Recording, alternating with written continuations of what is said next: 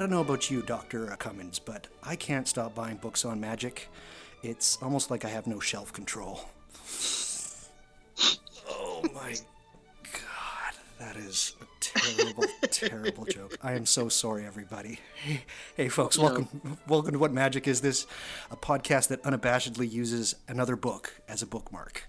My name is Douglas Batchelor, and in this podcast we're going to be talking about magic, the occult, the supernatural, the paranormal, the esoteric, and the weird. Now then, settle down, everybody.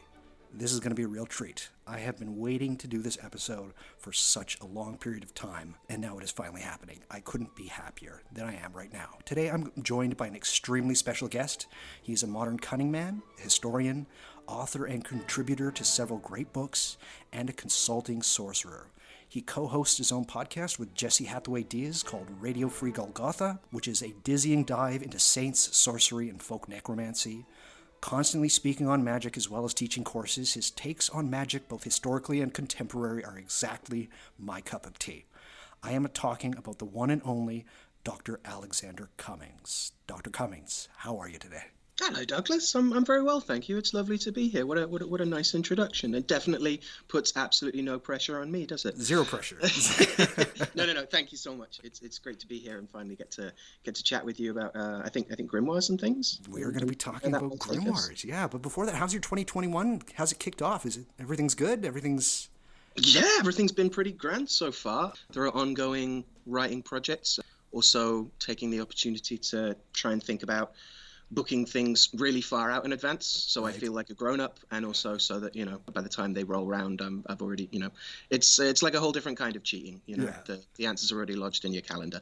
So I have some courses coming up that I'm excited to teach on cunning craft and some more stuff on early modern necromancy, the black magics of spirit conjuration and related kinds of concepts around that, and cracking on and hopefully getting to do some more interviews and catch up with some people. And Perfect. One of the silver linings of this ongoing plague is that we're all getting a lot more literate in terms of our webcamming and stuff. And while it seems a little trite to be talking about that with the death tolls as what they are, then at least we are reaching out in spite of that. I hear you. Yeah, very much so. Again, I got to thank you for being on here. And yes, you definitely teased it there. I have asked Dr. Cummins on the show for a very specific reason.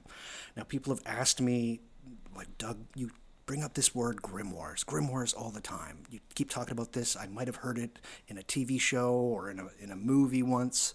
So I had to bring somebody on board who is knowledgeable about the context and the content of these very strange items. So I hope everybody can pull their socks up and let's get our fingers inky. So before we begin here, got to ask the question, Dr. Cummins, what are grimoires?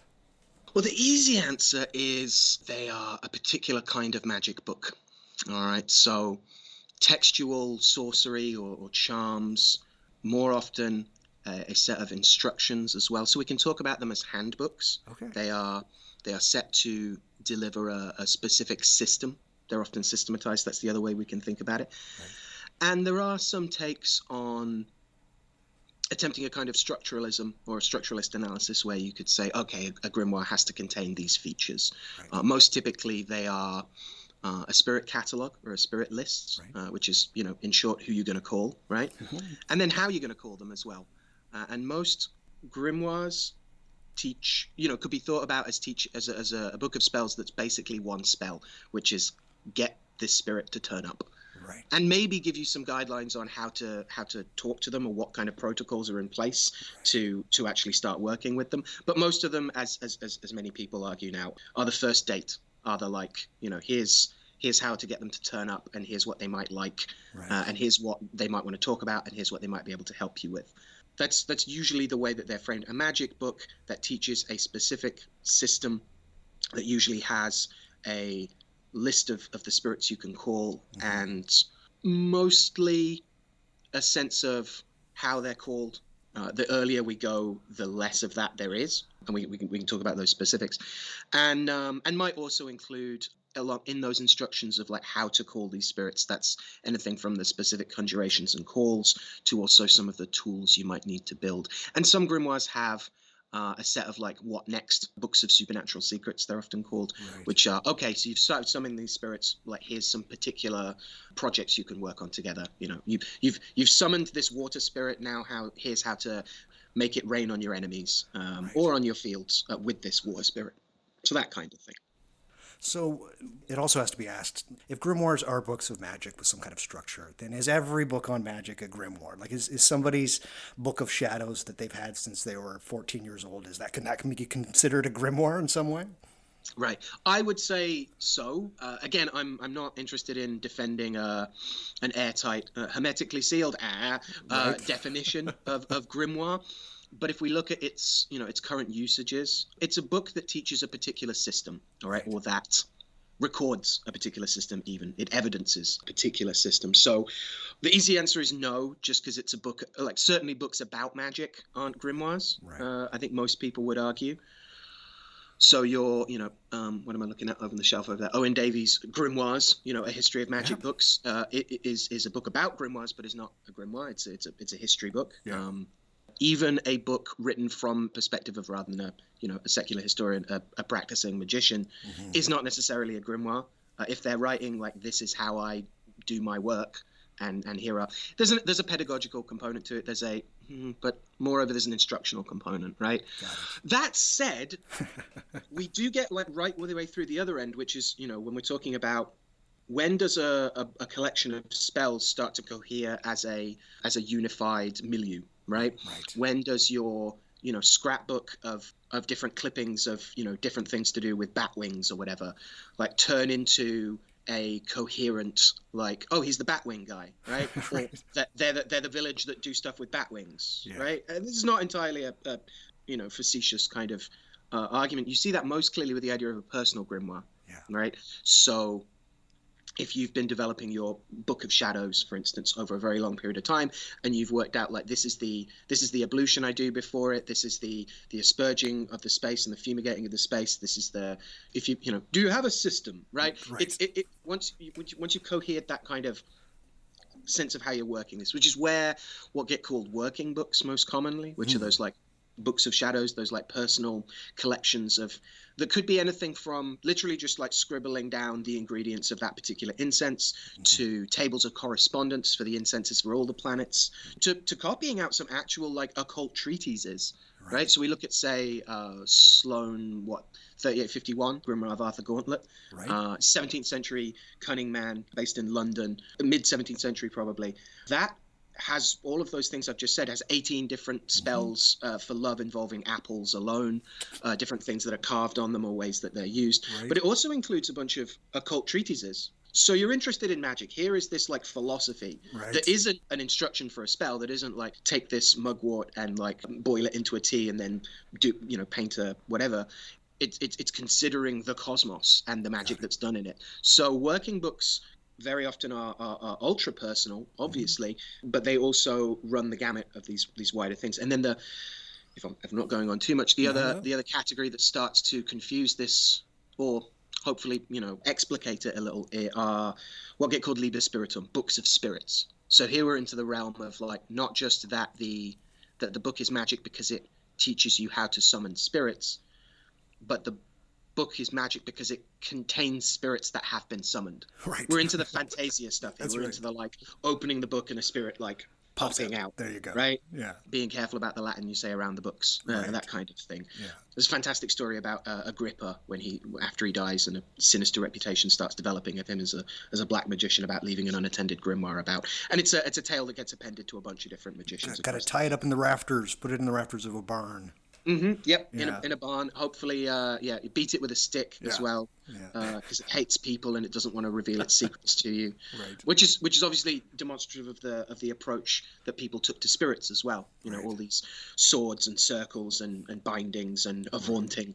Right. This is again kind of antagonistic approach, and that's demonstrated in even the books themselves start to develop these personalities and reputations. So we see that we move from books about magic to books on magic to books of magic, to books that are magic, right? So somewhere amongst there is a grimoire, which we can also think about from the other side of the looking glass, if we like, as I think about them as well as like records of spirits across personal human time, right? They're often a set of familiar dramatis personae, especially across like the European grimoire traditions of working with like both like sets of angels and sublunary spirits that we've talked about a little bit before we got started here, but also and definitely the unclean spirits, right? The supposed devils, demons, maligned elementals, strange German bogeymen, like other things that find themselves in these spirit lists that get called the Goetia. Right.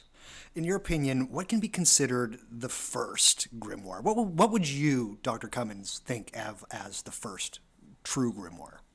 Obviously not the true grimoire, but a true the grimoire. Grimorium Verum, right? Yeah.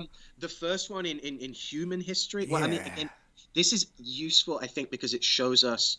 So, my friend, publisher, and colleague Peter Gray of Scarlet Imprint. Yes. You know, I think it's Apocalyptic Witchcraft where he says, you know, witches understand the use of both myth and history and do not confuse them.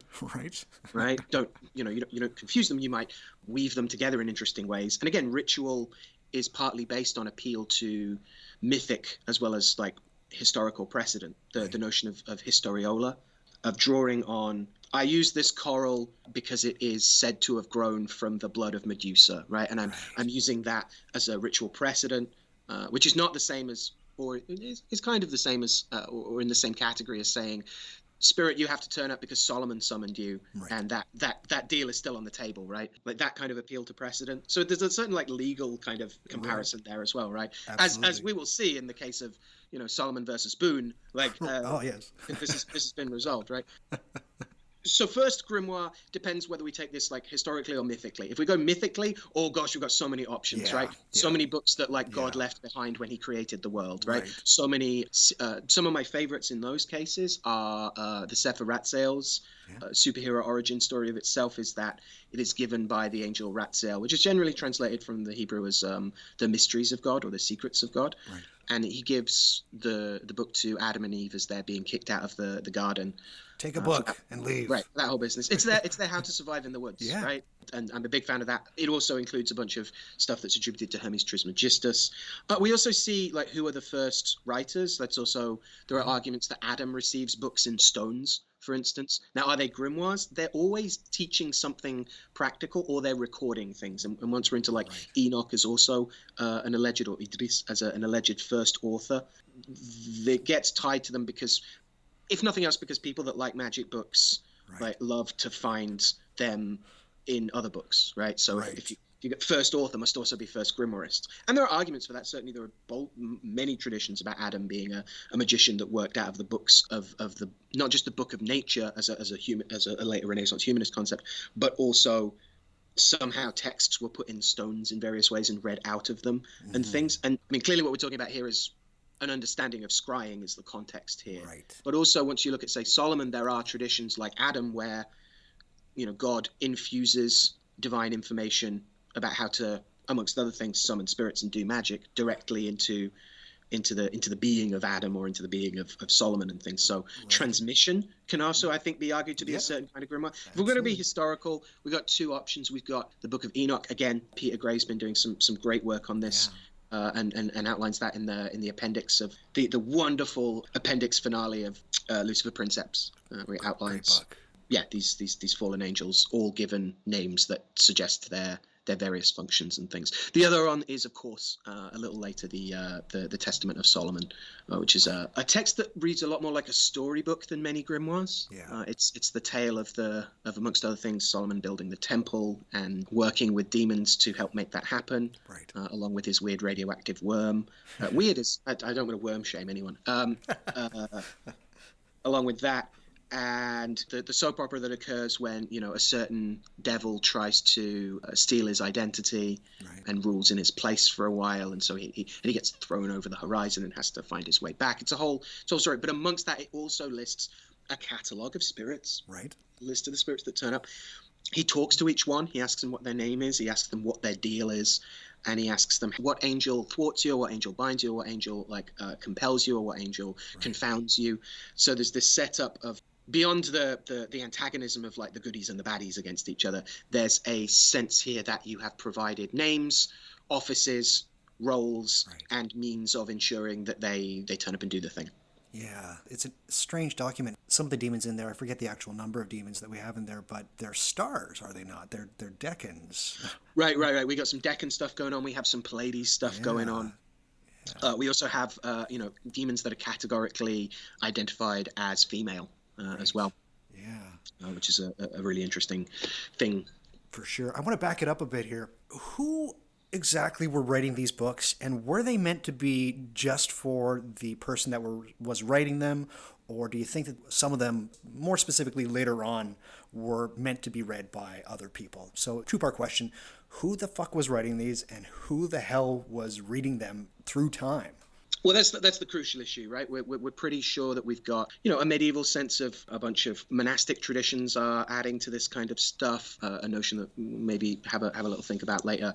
That Richard Kierkegaard and some other people interested in medieval magic introduced this idea of a clerical underground, which has a bunch of different components to it. And as a term that gets thrown around, or was for a while being thrown around quite a lot, and clearly meant something slightly different to the different people talking about it. By the time we get to the early modern period of like 1500s, maybe even late 1400s to 1700s, which is really my main wheelhouse. By that point, that's an extra fascinating part of the story of grimoires, says the historian of early modern magic. My period is the most interesting, I think you'll find. Of course. There is a process that gets called the democratization of magic, where, amongst other things, owing to the tumult of the civil wars in the British Isles, the printing press restrictions are lifted almost entirely from 1640 to 1660. And this produces our kind of like earliest video nasty period of like, you can publish whatever, right? You don't need to ask the king for permission. You don't need to ask a bishop for permission or like an ecclesiastical court. You just publish stuff. And one of the main things that the English are publishing, along with like the explosion in almanacs and in popular astrology, is a bunch of occult philosophy and real practical magic as well. And so at that point, the further we go on, the more people have access to this. And one of the reasons that the 16th and 17th century interest me so much in this history of European magic is that this is exactly when poor people can finally start to afford to read this stuff and start working it for the practical stuff that they actually need to be making sure that this crop does need to be planted at a certain time, when the sun goes into this sign, because it just won't grow if you don't do it then. Or it might, but it won't be as good. And that's the difference between starving or not. Absolutely. There's one grimoire that I want people to understand a lot about grimoires, and it's called the Hygromantia, or the Magical Treatise of Solomon. What take do you have on this book? Why do you think that this book is somewhat important, Dr. Cummins? So it's referred to as a Byzantine text because it is from Byzantium, not because it's labyrinthine and complicated. No. Although, it's a very early example of, well, I say very early. We look to precedents like the Testament and the Book of Enoch or a section of the Book of Enoch, I should say, which can be certainly used grimoirically. Right. If we're looking for like proto examples of like, again, the structuralist argument, okay, we've decided a grimoire is a spirit list and how to make the spirits of that list turn up in various ways through the calls and specific protocols and any preparations and tools that might need to be done. So if you've got that, then you can start finding those things earlier. But like the Hygromantia is one of the early, like, this is definitely what we mean when we say this is so close to our or core definition of grimoire, right? The Byzantine text, and also marks the point at which we get grimoires touching down probably in Italy. Right. I mean, obviously people are carrying around books and scrolls and things and whatnot, and we have plenty of examples of collections of spells. I mean, the Greco-Roman papyri, the late pagan synthesis is full of people. It seems constantly, swapping spell lists and coming up with new ones, or trying to find ways to rebrand the old ones, which is again a very common feature of human magic, it seems, or at least this kind of stuff. And so the Hygromantia gives us a couple things that become consistent features and styles as well. We have a call to the quarters, which we also find in ritual magic. I was lucky enough to study under Professor Ronald Hutton for my PhD at Bristol, who is most known for doing one of the first studies of Wicca, right, of like religious pagan witchcraft. The point that he often made in private and public as well is that, Triumph of the Moon was taken as this like, great, it's a study of Wicca, and it says, this mythic history is, again, we're talking about myth and history, right? This mythic history is great and wonderful and clearly very fulfilling. It is not the purview of a historian to make arguments about that stuff, because you're also partly relying on private documents that if you don't let me see them, then not only, I'm not going to say they don't exist, but like I can't comment on that, right? And drew a pretty strict line of saying, like, historically, it's a religion native to the British Isles from the 1950s and things, and that's wonderful. But the other thing he said, he expressed some sense at the time, this is years ago, that he wanted people to be very clear about, partly because of his great respect for these traditions, is that in terms of as the history of religion, it's very new. As a history of ritual magic, it draws on some very, very old concepts, like the quarters, right? Like calling to the 4 cardinal directions and asking for senior but also very practical earthly spirits to turn up and facilitate something happening. Right. We are literally orienting ourselves when we do that stuff. Anyway, I'm not trying to sell quarters to anyone, but the Hygromantia includes that stuff. It categorically huge long lists of various divine names to activate stuff. So plenty of nice conjurations that turn up in parts. Specific spell workings that also demonstrate far older traditions, and people have delved into those, whether that's various scholars on the invisibility spells in there, or the mountain mama stuff in there that looks very Cibele-esque. And again, Ionis Marathakis and Jake and all sorts of other people have been delving into it. It's an early example and an important example, and it seems to be one of the pieces that touches down from the Eastern Orthodox Empire into South Europe. And then, and a couple of other points as well. And then we also see it as an important point in the literal, physical transmission of these magical texts. Something that you brought up earlier, and again, it does get thrown around quite a bit, but I think there is quite a bit of validity to it, is something called the Clerical Underground. Can we dive into that a little bit further? What exactly was the Clerical Underground, and what function did they serve as far as the transmission of these books of magic?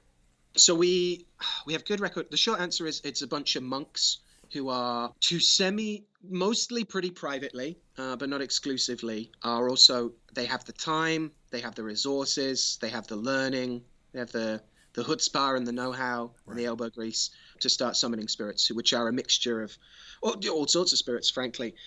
Where are a couple of examples we can give of this? So the work on John of Marigny, who is a medieval monk who starts experimenting with the Book of Flowers and parts of the thing that gets called the Ars Notoria as well, which in theory is a set of practices around, it's two things. It's a set of grimoire smart drugs. The Ars Notoria is designed to help you recite conjurations and look at diagrams and magical symbols that look like concrete poetry, that look like medieval concrete poet, like the words are set out in particular ways, the notai of the notary art, which also gets confused as the notorious art at various points, and gets blackened and considered illicit as well.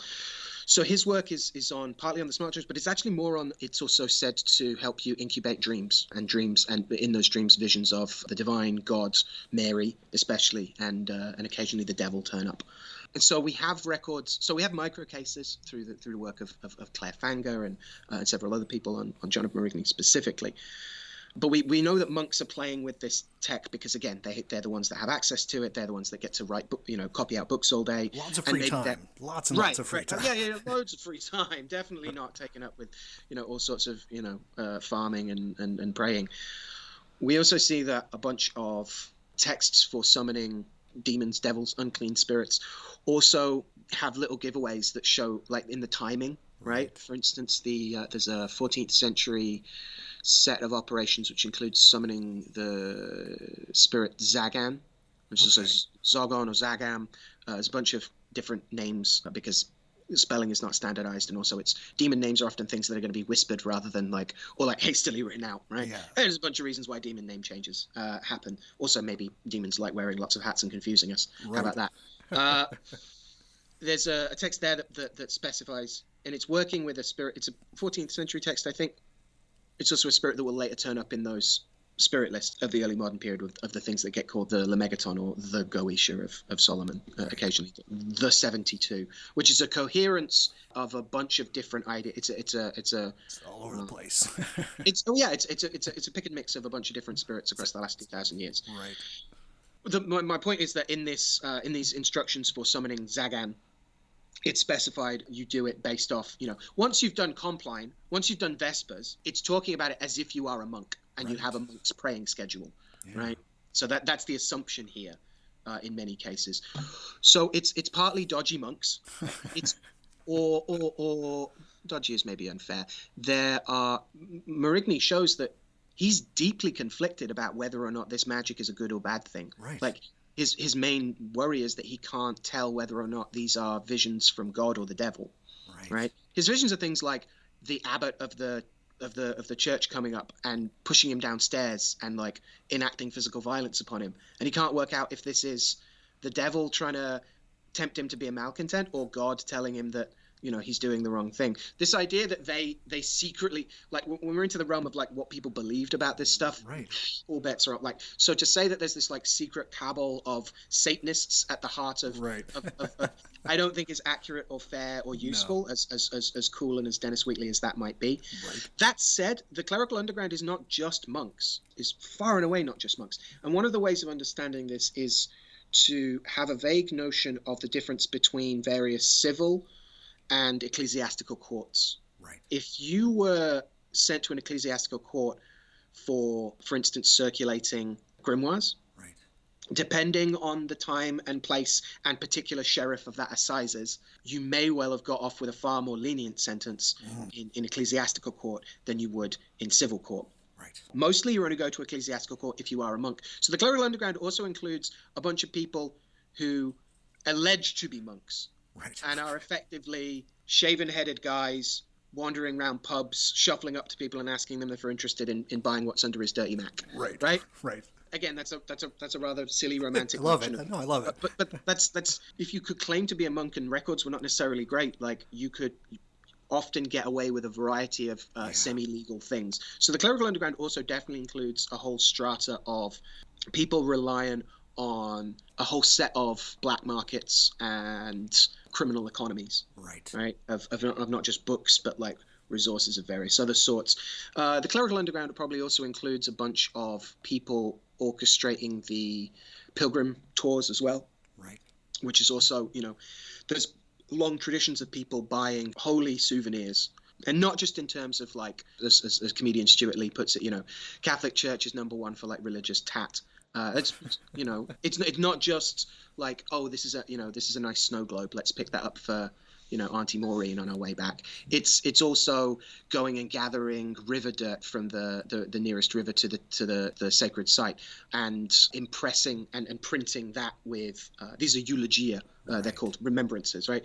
You'd visit Rome or Santiago or Canterbury or Cologne, and you would go and gather dirt from a particular place and have it stamped with an icon with a carved metal. So you would have a little sigil of your own, which you would then often bit up into the clay. You would bit up into beer or water and drink it for sustenance and for the blessings of that. It's a bit Egyptian right there. Right. You've also got, various like writs and like written charms that you would keep and books and things like that. Yeah. And so people were traveling about, swapping various sacred material objects. And so grimoires are almost certainly some part of this, and the operations for travel and things sometimes seem to suggest some of that as well. So the Clerical Underground is this term we use, which is kind of deliberately... It's vague. A little nebulous, because there's also like a black hole, dark matter kind of thing of like, how do we look for people who avoided being found? When are we using absence of evidence as evidence of absence? And when are we doing the opposite thing of being like, well, we don't have any record, they must have been really good at being secret, right? That's the conspiracist counter argument, right? That just shows how far this goes, right? Crazy. So it's a concept that gets applied to a lot of things. I think some of the difficulties I see in interpretation are arguing that it literally just meant monks, which it didn't. There's also a bunch of different kinds of lay clergy, right? If you are the person that comes and like sweeps the pews, if you are the person that like the sexton who kind of schedules, if not actually digs the graves, without even getting into things like the lay office of exorcist, right? Which meant a variety of things throughout time, and was definitely parish to parish different. There were places where the archbishop was incredibly strict and draconian, and places where he was, off golfing or doing the medieval equivalent thereof. And so people were allowed to just kind of get on with what they wanted. There's vast traditions of local parsons being conjurers as well. Because again, this like, thou art a scholar, speak to it, Horatio. People who were lettered were considered to often be more likely to be useful if the local granary gets haunted, or people keep seeing a strange black horse or black dog, even more common, right? So the Clerical Underground is the means by which these grimoires get shuftied about. It also seems to be a milieu of people finding someone that can do something about something, I would say. Yeah, no, it's incredible. And yeah, I like how you brought up there at the end about how maybe easy isn't the best word of putting it, but you could be called a cleric for doing almost nearly anything, and it evolved around the church, basically. Well, you just have such an uneven enforcement of what the laws are, if people even knew what the laws were. And these, these change an awful lot. As an early modernist, I see a variety of the witchcraft acts coming in and forbidding certain things but not other things. Then we have all sorts of cases. I'm a particular fan of the service magicians and kind of folk practitioners that get called cunning folk, which are local wizards, usually of a sort of sometimes called white witches, which is a term that upsets some people and delights other people. There are a bunch of ways that they engaging with this material, and that's partly what excites me about working with them as well. So it really depended parish to parish. It also there were changing laws certainly over the 16th and 17th century about what counted and didn't count. Obviously, hurting people with magic has never been allowed, because that's hurting people, and that's not allowed. The shifting attitude from the medieval period of all magic is the work of the devil, essentially, to no, there is a kind of natural magic to the world, and fucking magnets, how do they work? Is a valid question, and maybe we're not offending God by trying to explore and read the book of nature. One of the essences of the humanist movement. To say that, in one place it would have been absolutely verboten to be, divining for clients or helping them find lost property or things like that. In other cases, it was useful. So it becomes a socio-political thing of like, when is this helpful to social order and when is it not? Catherine Ryder has done some really great work on looking at the FAQs, basically, that got sent out to local priests about what do I do if they're all divining down the pub? Like, And it lists like, well, if they're just trying to do weather prediction, maybe let that slide. But if they're like, threatening each other with poppets and things, like you gotta cut that. Right. Yeah. Come on, man. It's very unevenly distributed. And you get these stories like from Davies' Popular Magic, which is about cunning folk. About some of these cunning folk. Oh God, there's one story about some crime happens in the town, and the local cunning man is incensed, and so he turns up at the sheriff's, the cop shop, basically, at the time. And it's like, I've done all this divination. I think I know who did it. I'm ready to like help the community heal. And they're like, we got to arrest you now. You just admitted to doing some like wicked illegal stuff. I'm trying to help. Yeah. That's verbatim, by the way. Wicked illegal. Jeez. Yeah. And he's instantly acquitted, because he's like, what the hell is this? And everyone turns up and he's like, he's great. He helped me find my cat. He's a good guy, And that's often how cunning folk got off, is like, again, word of mouth and community support. Yeah. And it was more hassle to deal with them than not, sometimes. I hear you. That depends. If you were hired to unbewitch someone and you failed, or the case got complicated, or, some other random thing happened, then you were often on the chopping block as the person that's probably made that worse. Jeez. Craziness. I love it, though. We have to talk a bit about the grimoires themselves, or at least some specific grimoires. So I think maybe one of the grimoires that a lot of people will know is something called the Key of Solomon. Why has this book endured as it has? Well, partly because it's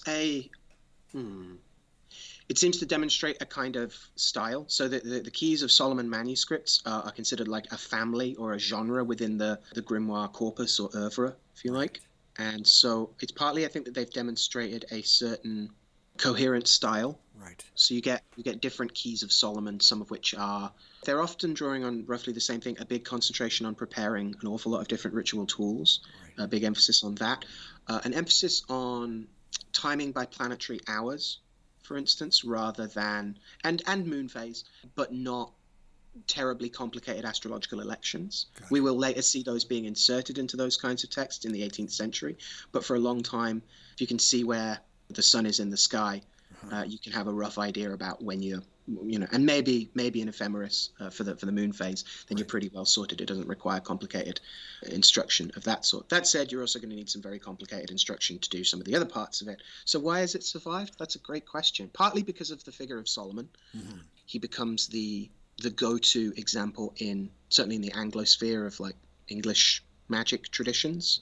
He's one of the main forefathers of magic, right? This primary understanding that through the wisdom infused into him by God, he was able to know the virtues of herbs, stones, and plants and minerals. He was able to command spirits. He was able to bind them into glass vials and brazen vessels. And so this attendant idea that if we can do what Solomon did, which is also explicitly in the working approach, is you are appealing to the same pacts that they're still in place. Right? If we say and do the right things based off the precedent, the ritual historiola that Solomon has laid out, then we too can make demons do things for us. Yeah. It also maybe exists because it just becomes the brand recognition term for a grimoire. Yeah. Is a key of Solomon, a clavicular Solomonist. And so things called the clavicular Solomonist have no guarantee that they're going to share any of the same contents. Right. So it's also popular because it's just the term that everything got called. Yeah. And that, I think, is also a good explanation as to why the quote lesser key is different to the quote greater key, is different to the Rabbi Akiva family texts, to the various other texts. So the notion that you would get at the secret key, this one weird trick TM of the most prestigious magician that ever lived. And we see other examples of that as well. Solomon isn't the only one. There are appeals to other magicians. Aristotle, for instance, is said to have been a miraculous magician and is attributed another brand of grimoires, I want to say, the Secretum Secretorum, the Secret of Secrets, is said to have been an Aristotelian magical text.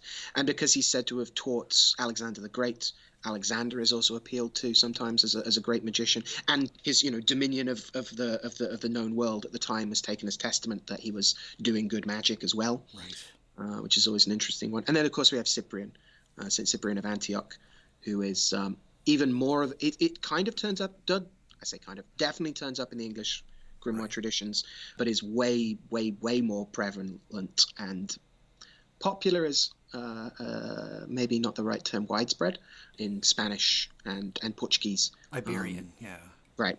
In those languages and communities and practitioners. Also Scandinavia, strangely. It does, the Cyprianus becomes, again, that becomes a thing.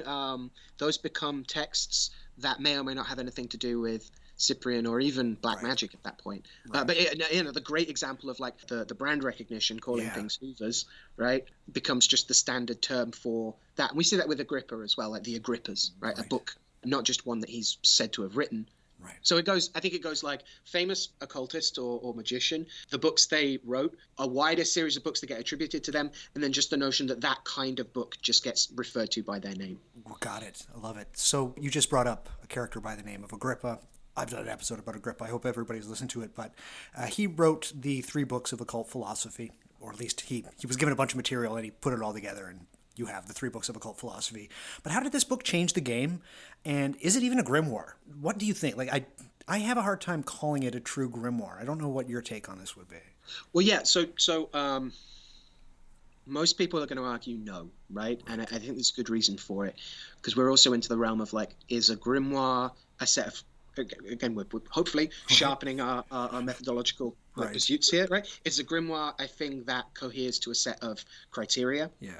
We talked about that structuralist argument, or is it what is used grimoirically, right? Is it about the person, or is it about a practice? Is it about a process? And depending on which parts of that we choose to focus on, we might get a different answer. Most people are going to argue that it's definitely not a grimoire, and I would agree with that, but it was definitely used grimoirically. And I'm going to talk about that a little more. So the three books of occult philosophy emerges after a couple things. So young Agrippa, Heinrich Cornelius Agrippa von Nesheim, who's born right at the end of the 15th century in Cologne, goes to university there, claims to have got a doctorate not just in medicine, but also in both civil and canon law. He becomes a mercenary, actually, and goes to a bunch of places. He's asked to lecture on Reuchlin at the University of in Burgundy, I think. And this is about a Jewish philosopher and theologian, and he's quickly accused of being too sympathetic to the Jews, and even called some very nasty things. He's called by one critic a Judaizing heretic, and so he leaves that place because he's kind of kicked out from lecturing at the university, and he quickly goes to see Abbot Johannes Trithemius of Spondheim in Würzburg, and that's around 1509, 1510. He spends a couple of days with this also figurehead of quote Western occultism, which clearly greatly impacts him. He runs home and writes the first draft of the three books of occult philosophy, which Trithemius, I think, is said to receive on the 8th of April, 1510. And this is his first draft of a text that he then spends the next 20 years adding, editing, shifting around, making ever more labyrinthine, frankly, and admits to it as well. There's often a thing about, like, as maybe a little aside, sorry, there's often an idea of grimoiric blinds, that the thing that's in the grimoire isn't what you're actually meant to do, and it's either like kind of trolling you, like, oh my god, you actually did it, or it's meant to, quote, keep the secrets from the uninitiated. At least in popular discourse, I think the role of grimoiric blinds is overstated. I think most of the time what the text says you should do is what you should, probably what you should do. There are exceptions, and certainly we're into writers talking about magic. Absolutely. We get riddles, we get double meanings, we get leading people one way while subtly trying to point out this other thing. We get people speaking ambiguously, like just deliberately ambiguously. We also get Agrippa writing often very sarcastic, vituperative responses to people criticizing him. He writes a whole book on the vanity of all arts and sciences, which is this like refutation of all human learning, which he does after the three books lands him some trouble, and people start to say you can't. Hugely sarcastic book. Right. Oh, I guess I can't talk about anything then. Exactly. Right. That's literally the tone of it a lot of the time. So he produces this book, 20 years, and then around 1523, 1525, we start getting the final coherences of it, and then it starts to become available in the 1530s. Why are the three books of occult philosophy so important? There's generally said to be two textual reasons, and then a further kind of understanding of Agrippa's like oeuvre and what he's after there. The two main reasons are that he's cohering and collating all, like, a lot of the extant Greco-Roman occultism. He's looking at the ancient world and kind of cohering it and saying, like, here's where it all is, and so produces this encyclopedia of what people have thought magic is about and how they've done it. He then also does a bunch of analysis of that and tries to come up with his own ideas about what magic is, what's going on. The structure of the three books is set up as the structure of the cosmos, right? The sublunary realm, the planets and their stuff, and then the Empyrean supernal realms, right? And that's also divided into like nature, maths, and religion and things like that. There are various ways that fits into older schema of pedagogy and also of like epistemology of working out what we decide is true. So it's an encyclopedia. It's gathering together all that stuff. It's also doing some little innovations and things as well, especially as regards to the Christianization of Jewish Kabbalah.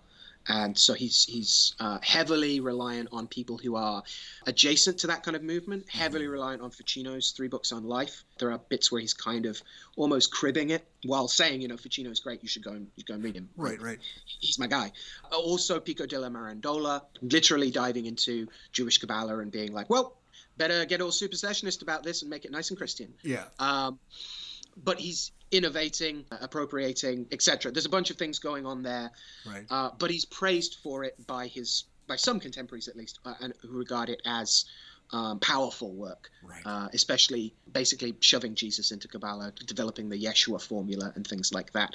So heavily Christianizing it. Yeah. And on the one hand, stands as someone who's saying, oh yes, this line about, I am a Christian, but I do not dislike Jewish rabbis, which nowadays sounds like, oh great, damning with false praise there. Wow, right, you don't dislike them. That's real big of you. But that was not to, and again, not to be all totally moral relativist about it, but that was a statement that earned him some enemies from some more rabid anti-Semites, right? That was definitely something that dogged him perpetually throughout his career, and that's also the career. So why are the 3 books important? Because they cohere a lot of the earlier stuff. They present some cutting-edge new material, and the added part of it is that they also inform an approach which speaks of his wider project. So nowadays, a lot of intellectual historians try and frame the study of Agrippa and his works as this resolving this tension between how can a guy in his youth write this one of the greatest encyclopedias of Western magic,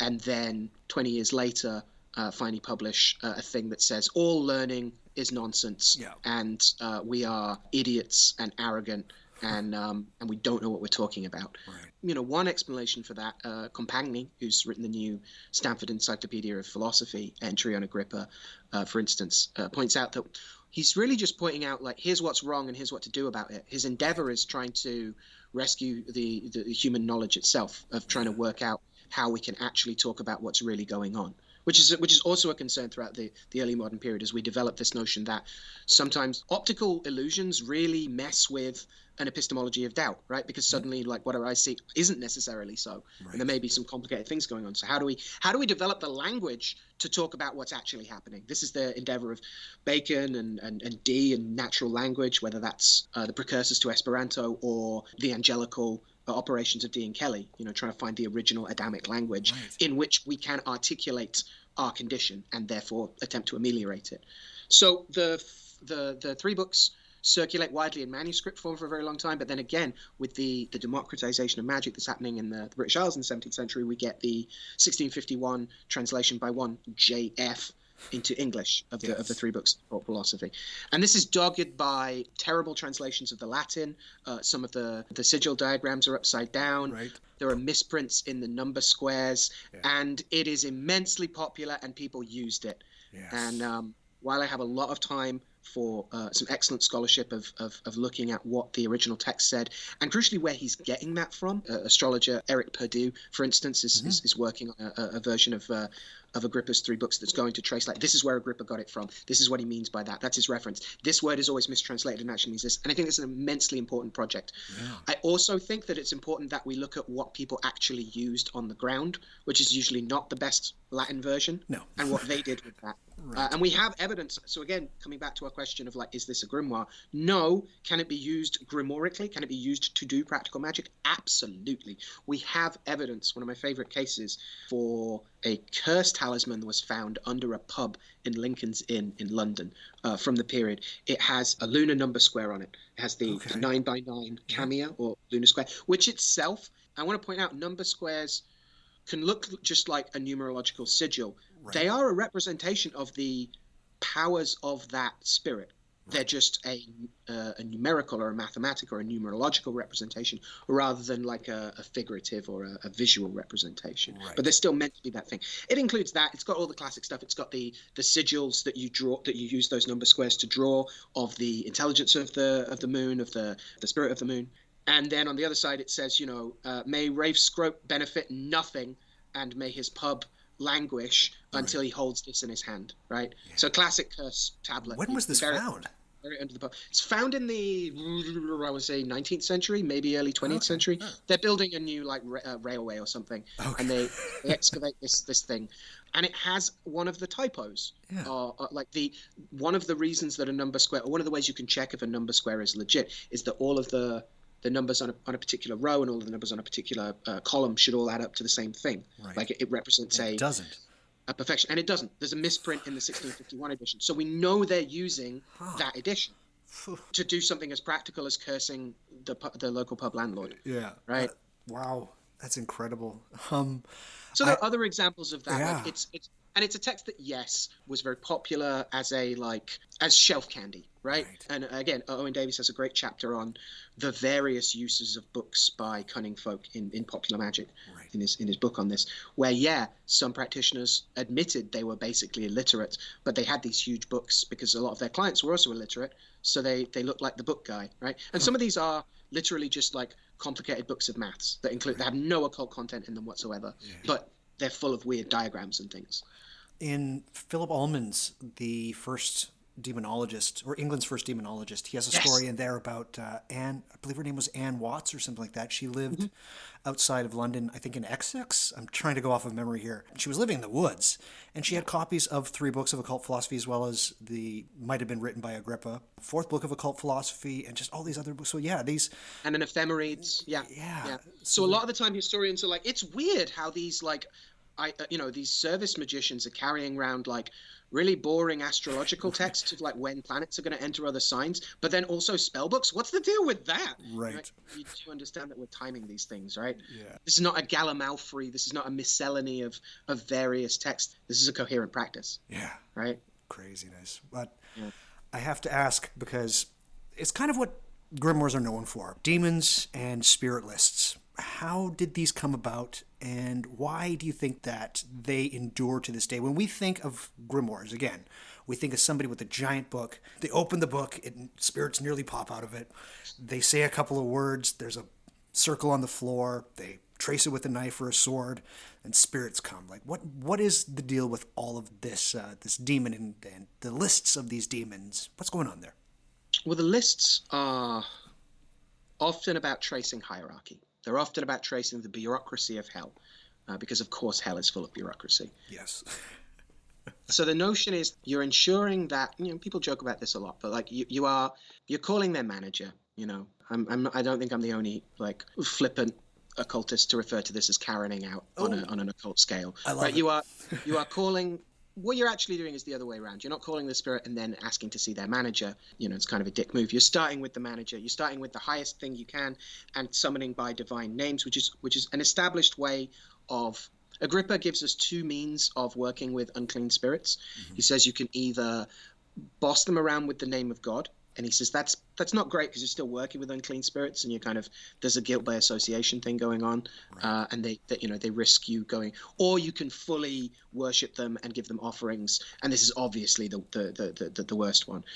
So divine names quickly become names of senior devils in hell. Like you can see where that starts to shift into that.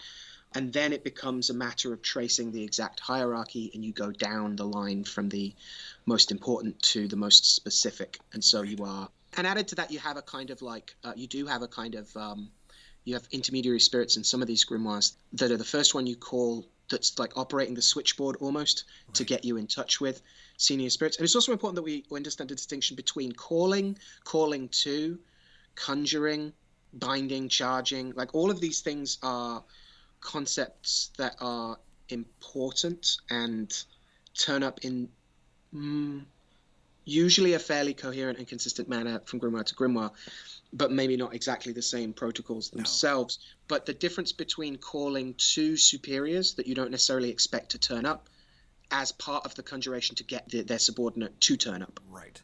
So the difference between calling to, like, so some of these grimoires ask us to call by the name and office of Lucifer as ruler of all spirits and, owner of hell, right? And sometimes as a result of that, also a commander of the dead.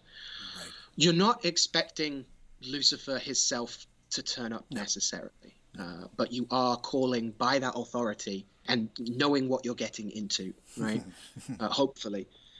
And so the lists are a way of going from a general problem to a specific solution as well in that regard, as well as ensuring that you have said the right passwords and shown the proper respect, I would say, as well, but also caution. Yeah.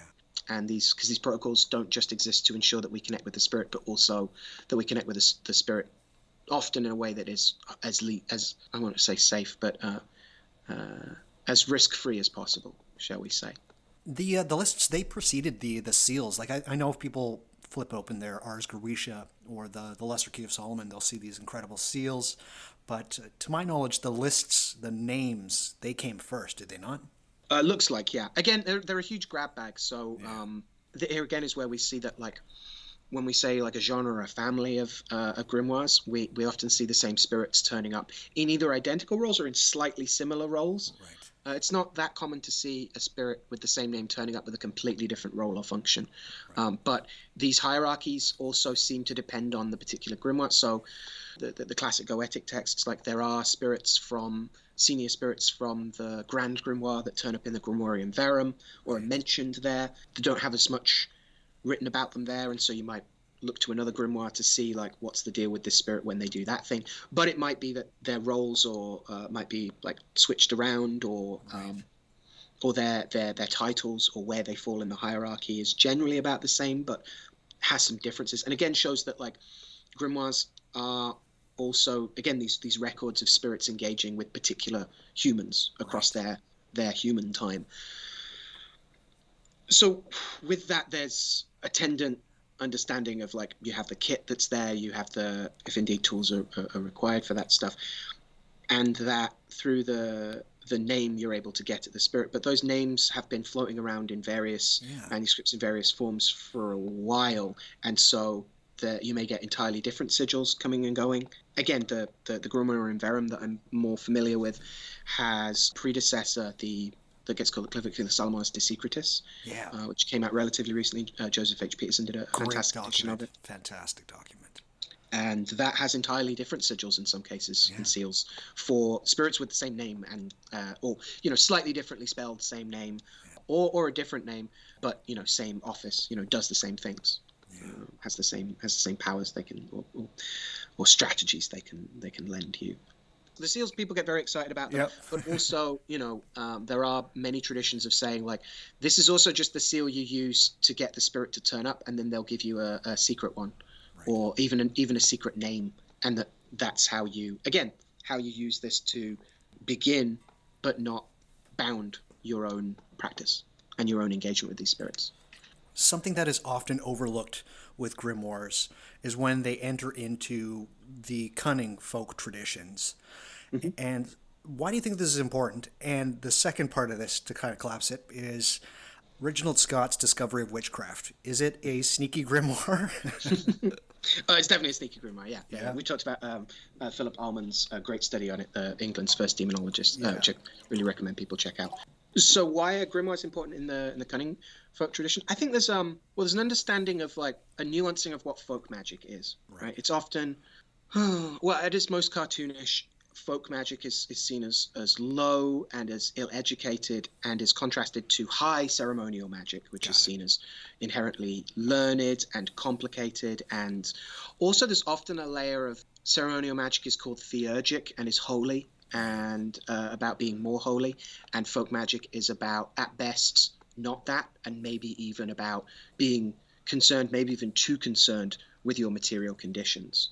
And so I'm a third generation British pinko, right? That for me is way too much like class antagonism going on in that analysis. Like, folk magic can be immensely complicated, can be immensely nuanced, can draw on deep oral and written traditions and practices that shift and reflect concerns, standards of living, goals, cultural value centers. One of the reasons I think it's important is to show that these grimoires, which since the kind of character assassination of them by Arthur Waite were seen as like, they're all just asking for phoenix feathers constantly. They're ridiculous, complicated things that we would never bother using our lodge system for. This hangover of the idea that all grimoires like require like 80 dudes with silly hats is something I still encounter as well. And I think it shows that the grimoire tradition, not just that folk magic is more grimoiric than we thought, but also grimoires are folkier than we thought, and that the instructions are often very specific. Get up at this time on this day and go out of your house and walk left until you find a merchant of feathers. Like that's a specific thing, but it's not an impossible thing. No. It's just specific. And to push back slightly on dismissive theurgists, like a Please lot do. of this stuff is a lot of that stuff is a lot more specific and clearer than like thinking you're dealing with 8 million layers of euphemism and blinds and the secret true meaning of a thing. So the argument that they're incoherent is itself pretty incoherent to me and demonstrates that people aren't actually engaging with the material. Right. They're engaging with, dead white guy from the 19th century's opinion on what these things are. Yeah. We've also had an awful lot of stuff that's come to light over the past 20 years, 30 years, 10 years, 5 years, in all sorts of directions that show that there's a bunch of stuff we didn't know before. So I don't want to suggest that like everyone's an idiot about grimoires. We're all idiots about all sorts of things. Yeah, I know I am. So to kind of tie into this, blue grimoires or Bibliothèque Bleue, I hope my French is good there. I'm Canadian, therefore we should know French, but what on earth is going on with these things? Because they were immensely popular. They were smaller, like almost like mini grimoires. There was tons of them. There's the Petit Albert. You have all of these books, and who exactly was buying them, and were they even being used as intended, or were they being used as basically like almost in a talismanic, apotropaic way of protection? Like what's your take on these blue grimoires? Or worse, as some very skeptical historians want to argue, is just edgelording. Really? Some argue that it's not even armchair occultists. It's just have a copy in your home, and you're immediately a terrifying figure. Yeah, exactly. It's 18th century French hipsters. That's one argument for it. There's one argument for it. Okay. By very skeptical historians. So Bibliothèque Bleue is, as the name suggests, is a term for a set of grimoires, which themselves are sometimes part of like bits of older traditions. Like the Grand Grimoire is often considered a part of that oeuvre, if we like, or that milieu. So it's 18th century French, often demonological texts, but not explicitly. The Petit L. So you get some of the Goetic ones, like the Grand Grimoire. Then you also get, like you say, the Petit Albert, which are more like collections of magical secrets. Okay. More like those books of secrets, more like those just like lists of spells or collections of spells. What's going on with them and who's working them? This is the question, right? Because on the one hand, the 18th century is said to be, in very broad brushstrokes, is said to be like when we get the Enlightenment and people either moving from magic to science. We've since exploded that, and really we're talking about, no, they moved from practices now deemed illicit to practices now deemed more licit, which might include some magic. We get, for instance, the huge technical complexification of an awful lot of astrology in magic. We get the 18th century sees a rise of people shoving deeply complicated electional astrology into rites that didn't have it before. Right. But we also see, some historians and practitioners have argued it's kind of a reaction against that of like even more devilish texts. Keep talking about the Grand Grimoire. This is gotta skin your goat. It's a rite built around summoning Lucifer's Ruficale, a particularly senior devil, who will turn up and you have to engage in this like ritual script with him. You have your lines, he has his lines, and if you can do that effectively, then you can then have a bunch of power from him. Yeah. But it's drawing on a bunch of older material, and there's a mixture of seeing that there are definitely itinerant sorcerers going around taking money to claim to do these things. Got it. As has been the case for a very long time. But then there's also, because these are like pulp grimoires, they're like, they're exactly that kind of like salacious, printed on, cheap material, snuck about and like, furtively exchanged under the table and things like that. So that argument is sometimes used to say like, oh, because they're so obviously demonic, this must have been like a silly literary tradition where people just got into it, as opposed to understanding that at least some people have been, seem to have been doing this, I don't want to say genuinely, sincerely, right? So that again is a contested field, right? Again, does the evidence of how demonic it is show that people weren't actually doing it, or does it show that people were increasingly happy to be like, maybe the devil's got some good points? Right.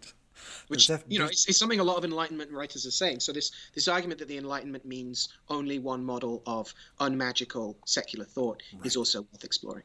Yeah.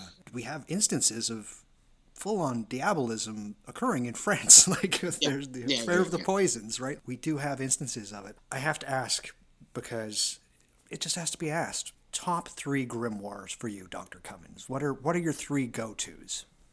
The ones I go to are the ones I use, Okay. right? So I want to be clear that this is kind of, this is based on the ones that I've put the time and effort into, not the ones that I would say are the best for everyone to use. Okay. But the ones I use most often, I still do a lot of work with the Heptameron, despite the fact that, this is one of the very recent things, right? Over the last, 5-10 years, Yep. we've seen earlier versions of the text of the Heptameron, which is a 14th century text attributed to Peter d'Abano, Right. or it's a work of planetary angel magic. At least the Heptameron of Peter d'Abano Right. presents itself as such. Correct. In which you summon the archangel of the moon, Gabriel, on Mondays, for instance, and it relies on magic circles that are passworded and keyed to the time at which you do the work. So you have to write down the secret name of autumn when you are doing it, and the secret name of the earth in autumn and the moon in autumn. So there's some actual password stuff, and then just like lots of quote angels. Over the last 5-10 years, brilliant work has been done by Adley Nichols, by Dan, by Joseph H. Peterson, by many scholars and practitioners in this field, with an earlier version that was literally released from the Vatican archives. Yeah. An earlier the Lucidarium. They've got all the good books in the Vatican Library. Mm-hmm. They've got all the good stuff. Why won't they share? Yeah, why won't they share? Come on, guys. Share. Jeez. So we've seen some really amazing work being done by them, and Adley's a dear pal, and he's been very generous, and I'm very grateful for his professional opinions and friendship as well. And he has a great store that's been making some fantastic. I really like his Ratsalis incenses. Okay.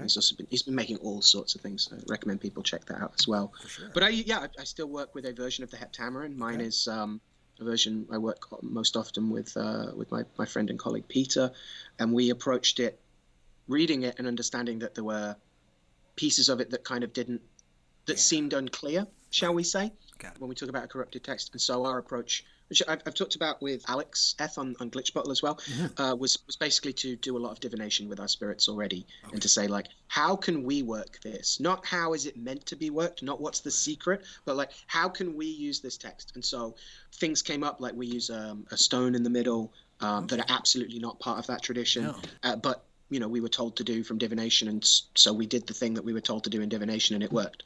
And so we've cracked on from there. So I've used Heptameron as a basis for things.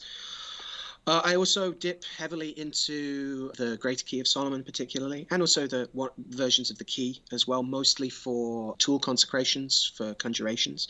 Okay. Again, it's my contention that the working books of various cunning folk, at the very least, if not the journals of even high aristocratic quote angel magicians, as if they were the only people summoning angels, right? that they demonstrate a certain modular approach to these texts as well. Like, all right, I need to draw this sigil out with this particular ink, but I don't have. But this doesn't specify that I need to consecrate the paper, but I think it's probably a good idea to consecrate the paper, so I'm going to use this conjuration of consecration of the paper from this related Solomonic grimoire, right? So notion that they're all different is fair, and we need to assess each text as it stands, but also that there's a great deal of intertextuality, right? Literally, a few good books to conjure by. A few good books to conjure by, which is the instruction in the records of the excellent book of the Art of Magic. Exactly. So it's assumed that do the usual, right? Do the usual, exactly. So the ones I use most commonly, still dip into do some stuff with the Heptameron and the Arbitel as well, increasingly doing some work with Peter on that. The keys, because they're there, and the Grimoire Verum is my go-to goetic text. I was lucky enough to be hanging out and making friends with Jake Stratton Kent, who's obviously done the most work on that. Yeah.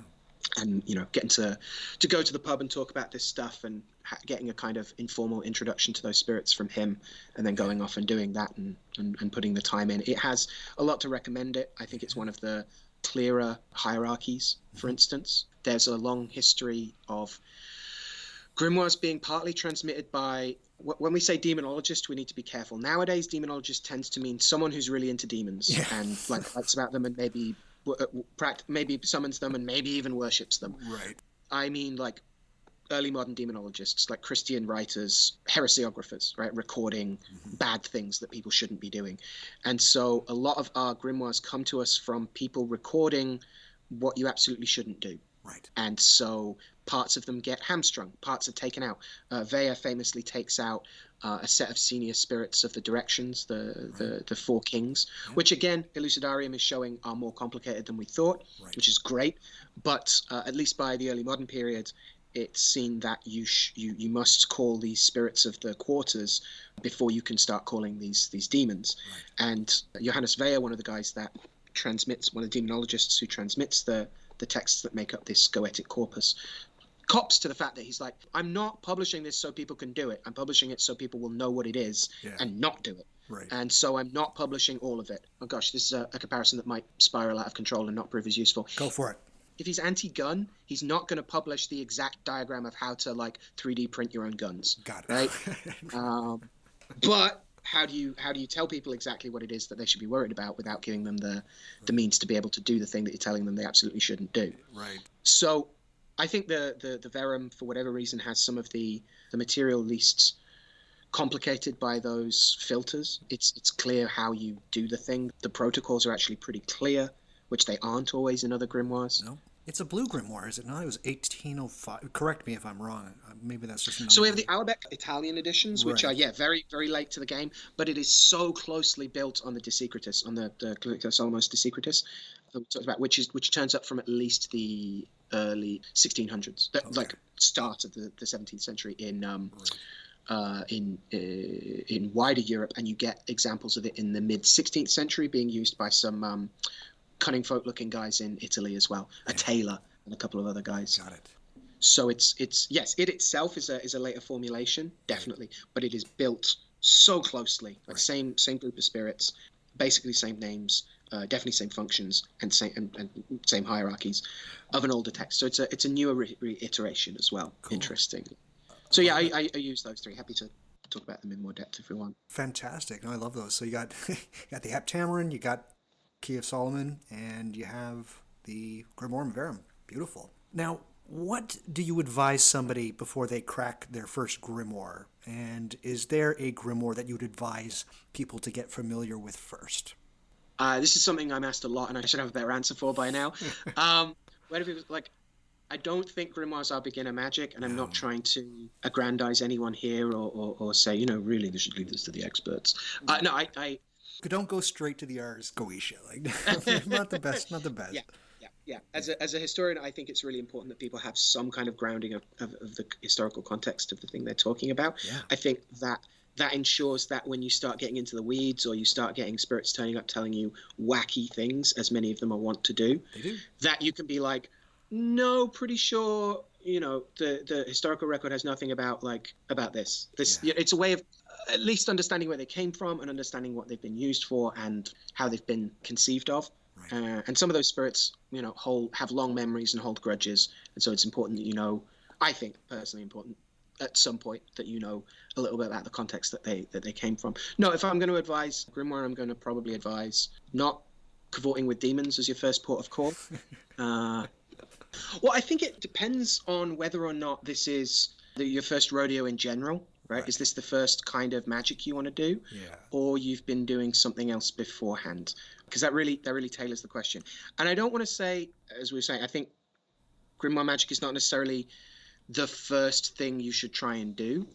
I think it depends on what you are interested in. Are you more interested in divination? Are you more interested in spellcraft? Are you more interested in spirit conjuration? So working out what it is you want to do. I would also say, like, being pulled to grimoires is not in itself anything to be castigated or, a finger waved at. It was some of the first stuff that I got interested in trying to do after, getting snatched up by the gateway drug of chaos magic and being like, oh, wow, this stuff actually works, right, as a teenager. But Grimoire was some of the earliest stuff I wanted to get into, and I came across a particularly bad book that, put me off them for a good, 5-10 years. I'm curious. I have to know. I don't recommend people read Liszewski's Evocation Magic. Oh, I think it's one of you're not a fan of the slingshot effect, eh? I am not. I mean, I would do if I'd ever encountered it. I might have an opinion on it then. No, I don't think it's a good book. and I know he has his fans. So if people get stuff out of it, then good for them. But it put me off it for a while, and I kind of low key resent it. If only being not the cup of tea that I needed, because it put me off grimoires for a very long time, and I feel like I'm still catching up in some ways. Oh, that's not a bad thing. No, I mean, look, if it's the very first thing that you're interested in summoning spirits through books, then there are a variety of European angelical traditions of calling on angels who may have some specific purviews, but are generally, at the very least, like their raison d'etre is to like help you lead a good and holy life, right? Virtuous. Yeah. Now, that gets into the realm of, you may also need to weigh up like what your religious convictions are and what you do and don't want to do. That's itself complicated and going to be about that's between you and your living God, right? Right. That's a layer of it as well that some people, but a lot of it is real Jesus-y, and if that doesn't do it for you, then you're not going to enjoy this, all right? And that's what it comes down to. Like it's like, if you want to do this, then do it. If you don't, then there are a wealth of other things to do. There are many ways of conjuring spirits, of doing all the stuff, doing most of the stuff that grimoires do that you don't have to engage in. Right. Going to Catholic Mass and doing like that version of it. If you've already like done a bunch of magic and you feel you have like good spirit contact, mostly is the main thing, then the Arbitel is probably worth exploring. In one of the most stripped down grimoire systems, right. It's easy to view the text called the Arbitel as not complete. It's that short. Right. It purports to be a system of like 9 books, I think, of various different kinds of magic, and says, I mean, in the intro, it says like, oh, this is the first of like 9 books, and we're going to talk about all these different kinds of magic. But first of all, we have to talk about Olympian magic, and that's the only one that's actually in there. And everything like it's just the first chapter. Right. But that itself is probably a blind, not a blind. That's unfair. I think the idea is that you would use, this is a classic example, right? You would use the first chapter to summon the spirits, to put you in touch with the other spirits who can then excavate these other kinds of magic. I think that's what it is. I think it's a list of places to visit, a list of like, here are your things to collect, right? Personally, again, that's an interpretation. Right. The Arbitel is incredibly stripped down, and the prayers are very straightforward. Right. It's all based pretty much on spirit contact. And if you have it, if you are capable of perceiving, but just perceiving for the time being, there's stuff you can do with the Arbitel that's incredibly effective as a means of interfacing with these spirits and getting them to then start, like, certainly in my practice, to get them to start charging materia that you're then going to use for either directly for spells or for, the incense that you're going to use to conjure them next time. And so working each time on getting better at doing it. And the other thing I would, in general say about all magic, but maybe especially grimoires as having more of a background in it, is the analogy of playing guitar is useful in the sense of, like, the first time you pick up a guitar and try and learn to play a new song, if you've only been playing guitar a year, that's going to take you a while. And that first rendition of it is not going to be the song. No. Let's be clear, right? That said, right, if you've been playing guitar for like 40 years and you can sight read, like, you can actually just like launch into a whole new song. Right. And you've got the music there and you're reading it and you know what you're doing. Like, I think that's a good analogy. Yeah. The idea that you could turn up and read something out of a book for the first time, never having done it before, not knowing how it feels yet, and get perfect results. Like, it's possible. It's absolutely possible. Like, you might nail that song the first time around, but you're probably not. And you're probably going to realize there's a bunch of points where your finger doesn't quite work like that yet. No. And you need to learn that specific muscle thing. Right. You can't quite remember what happens next in the song. You're learning that. Like, the idea is that we're turning up and doing this to get better at doing it. Like, so much of the record of magical operations that I'm interested in are those that seek to work with spirits to know how to do magic better, to work with spirits better. It's a positive feedback loop. Time is a flat magic circle, right? There you go. I would have put money down that you would have said the 4th book of occult philosophy, but I'm going to take a bit of it because the Arbitel is in there. But I used to, and again, this is not. I'm really not trying to humble brag with this, but I, having a background in doing a PhD on this stuff, like, I'm used to non-standard early modern spellings. Got it. And some people aren't, and like, I literally don't know what some people can and can't read at this point. And it's really patronizing. It's really easy to sound incredibly patronizing when you're like, can you read this? But I've definitely recommended it in the past, especially of Magical Ceremonies has a bunch of stuff in it that's just great advice, but it's not itself a system. No. But the fourth book is a collection of treatises, some of which were written by Agrippa, some of which certainly weren't, but it includes the Heptameron, the Arbitel, and 2 different treatises on geomancy, for instance. So it has your divination, has your actual like grimoires for summoning angels, has for another kind of planetary spirit, the Arbitel, and also has a bunch of instructions on things to bear in mind when you are trying to summon the dead, for instance, like some protocols. Right, some protocols. Yeah.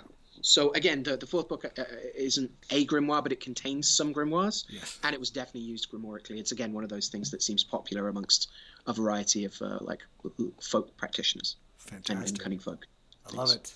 Yeah, the Arbitel. It's not my go-to, but no, it's definitely a very interesting little slice of spirit conjuring. What would you like people to ultimately understand about these strange and alluring books of magic, Dr. Cummings? It's a really great question as well. I mean, there are things that I think are particularly important, and that I'm happy to, once we're allowed to meet in pubs again, have a drink and argue why everyone else is wrong and I'm a genius, and and then listen to your version of why you're right and everyone else is an idiot. Of course. And hopefully we come to a collegiate disagreement that the dialectic method is not entirely without its benefit, right? So there are certainly things that I think are that I think are important, but I'm also aware that they emerge from my practice. And so I think it's useful for us to think about just how individuated these practices are, and that isn't an excuse to say I'm gonna ignore all of these rules, right? I think it's important that people understand that grimoires are a means by which a set of connections and working relationships can be formed. And that if either slavish adherence to a version of a thing that might not even be the most accurate version of what it is that it was meant to be in the first place, right? Our enshrining of, the 17th century version of that grimoire was the perfect one, and everyone after that is nonsense. But that one itself is asking a 10th century, angel magician, they're going to be like, no, that looks nothing like the proper stuff, right? So an awareness that like this isn't Reconstructionism, I would say, for me at least, it's not. John Dee was not dressing up as an Egyptian, as far as I'm aware, right? Not that there's anything wrong with dressing up if you want to. I'm trying to be careful. I think it's also easy for grimoire magicians to, do all the things that magicians do in general, but even more so, like get really into their own weird version of a thing, get increasingly kind of antisocial, for want of a better term. Like these are risks that like this work. I think kind of, especially like a lot of unclean spirits. I don't want to be one of these people waving a finger and telling people that they're all unsafe and they should, they should all get thee to a nunnery. But a lot of unclean spirits, in my experience, do kind of feed on melancholy and as a humoral thing. Like I mean that quite technically, but that there are all sorts of things that make no guarantee whatsoever that you aren't going to come out of it a little bit more of an asshole, shall we say? So what's that turn into, like things to bear in mind about grimoires? That it's a means of you engaging with some spirits, and if you do it right, you're probably going to get off-piste. You're probably going to start. They're probably going to start turning up and telling you, if you do this thing that you can't find any record of anywhere, then like this will help. Then it's about the discernment of do I believe this ghost, and do I believe what other ghosts say about that ghost? Right. It becomes a weighing up of like who's consistent, like who turns up. And which spirits keep telling you that they'll definitely sort that out in a second, but you just need to make some more offerings now. And working out how you can, what you're allying yourself to, where your power is coming from, what it is doing to your own practice, and what it's doing to your life. I think these are important things. Even asking me that 5 years ago, I would have been like rabid with like, no, you should stop doing this, you shouldn't do that. And obviously still things that I think are dangerous and daft. That crop up because the internet is full of people like saying daft and dangerous things. But I think the main thing is that you work it and take it seriously as a means of contacting non-human intelligences, and turn up and let the work unfold in a way that works for you.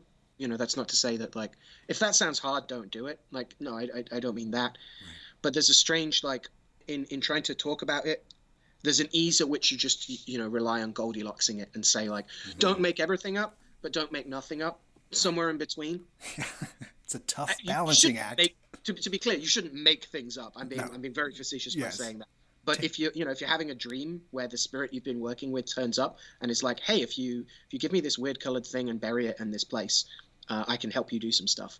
Like, I would also say community can be important. Responsibility is also important. Being clear about when it's happened to you and when it hasn't, and what that says about your practice, and when it is useful to comment or give feedback to people if they ask on what their practice is. Being aware that there aren't one-size-fits-all models, and the more you do this, the more individuated it's probably going to get, and the more particular it's going to start to look. And the other aspect I would say is you should probably develop some kind of divination as well. You should probably be able to discern accurately, and I would say a computational form, along with developing spirit contact, vision, other, you know, senses and things like that, so that you can get a definitive answer when you get a weird dream and be like, how real was that? How much is that like, to go full paranoid, how much is that like some evil spirit pretending to be nice to lead me down the path of, you know, perdition and depravity? And when is it like, well, no, actually it's an ego fantasy. It's like, I would love that angel to turn up and tell me that I'm special.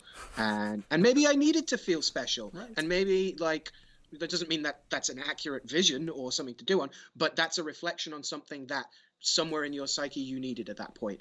Like, it's all useful data, I think, potentially, when we're trying to hopefully be better people than we were last week or last year or what have you. I don't think it's inherently in there to train you to become a good person by doing this stuff. For me, like, a magical practice is about engaging with the world more fully and being more responsible in it, for my own baggage, my own weird ideas, and the things I love and care about. And so it's no guarantee that that's going to happen, but for me, it's a helpful way of engaging with that. But precisely because it has so many points where it stops, where, like, if I don't pay attention to my own obsessions, proclivities, what have you, then it has the potential to stop being helpful and start being a hindrance. And that responsibility that is almost entirely about what I choose to do and not do is, for me, very exciting. So I don't want to like, and finally, let's talk about self-care and being better people or any of this. But that for me is relevant. And while I don't think any grimoires, especially like grimoires, I would say, are full of instructions of like moral taboos. You know, the excellent book, Be Good to the Poor, and Give Alms When You Can. There are other things that have a moral component, like avoid swearing, that I think are more about ensuring that your words are the kinds of words that powerful spirits want to hear. So there's a mixture of like practical and like genuinely moral in there, I think. But for me, I think it's important that we find a moral center for ourselves in these practices, and that might not be exactly, you know, pretend. Again, I don't consider this a reconstructionism. I'm not interested in living like a 14th century French monk. But I hope that the interaction with mystery and with power, with the ability to affect things and to understand things, hopefully gives us more tools to, I don't even want to say some neoliberal like explore ourselves project, but like lets us hopefully know when we're being arseholes and try and avoid it. To sound negative about it. So I again, those grimoires aren't going to teach you that stuff, but they are going to give you the opportunity to do that work on yourself, I think, if you give space in your practice to that, and to be, more well-adjusted and more able to handle life's outrageous slings and arrows is, I think, a really important thing. All of the traditions and the elders I've spoken to that I've left inspired and nourished by have been those that have said, whatever kind of magic or divination or spiritual alignment or religion that you're practicing shouldn't be about avoiding or cheat coding your way out of bad things happening to you. They are what you do when those bad things happen to you, if those bad things happen to you, For sure. right? They are ways of being in the world, not ways of running away from it. And so I hope that I would say people that are engaging in grimoires try and think about how it actually affects their life in hopefully positive ways, and not get too caught up in abstract ideas about leveling up through spheres or collecting merit badges. Holy guardian angels. Right, right, Yeah. right, right. Or you know, or having done a ritual once to say you've done it. Yeah. I mean, do a ritual once, see if it feels right, see if Yeah. that's the kind of song you want to learn, right? Yeah. Yeah. So that's a long rambling answer. That I I love hope. it. No, I loved every single second of that. Fantastic. I think for me, there's something that I get from grimoires, specifically when I look at them somewhat historically, is that we get to see not so much a lineage or a single tradition, but a continuum of adaptation and evolution, one which has more validity than I'll say more popular forms of magic and the history of that magic. There is a real history here with these grimoires and the stories that we get from these books, not just from within the pages, but by comparing them to other grimoires. And it's a constant source of rediscovery. If there is a Western magical tradition, it is in the grimoires, and its story is more interesting than even you can imagine. So, Dr. Cummins, thank you so much for being here and for sharing your ridiculously amazing knowledge. I have to ask, so you last year just published a book called The Excellent Book on the Art of Magic, which is an incredible book. Do you just maybe want to share a little bit about it and what's in this book? Sure, yeah, it was a collaboration with my friend and colleague Phil Legard, who's work at Larkfall. People could check out. I think he still runs that website, and he's also in a really fantastic band called Hawthorne with his lovely wife Layla, and they make great weird music. He's a professional academic of musicology and the occult. Like that's Phil's whole bag. He's a good egg, and so we wrote a book about a 16th century set of texts, which refer to themselves as the Excellent Book of the Art of Magic, giving you your first pointer that the people that wrote this stuff down, almost certainly Humphrey, Gilbert, and John Davies, two 16th century courtiers and what we used to call explorers, colonialists. These were not people, shall we say, overburdened with an abundance of humility. Did they even like each other? It's hard to say. There's definitely like he calls him my boy a lot of the time, right? It's sending my boy out to do these things. He was a lot younger as well at the time. Did they like each other? That's a great question. Very possibly. They seem to have had this working relationship for some months and then didn't, right? So maybe the work was finished and they let it apart. These are the questions you kind of ask yourself, right? So the book was about a particular 16th century grimoire system of magic, right? We talked about that emerges originally from a dream that Gilbert has of Solomon coming to him and saying, I will give you this prayer that will help you to conjure spirits and for them to have to obey you as well. So he recites this prayer and they start doing scrying operations. They see themselves in the spirit world, dressed differently and doing ritual actions that they then copy, and spirits turn up. So they scry to see themselves doing magic, then write down and then a bunch of dead magicians turn up. Which is absolutely my jam. And I love that point you make about the ancestral quality of grimoires. And I don't mean that in terms of like any...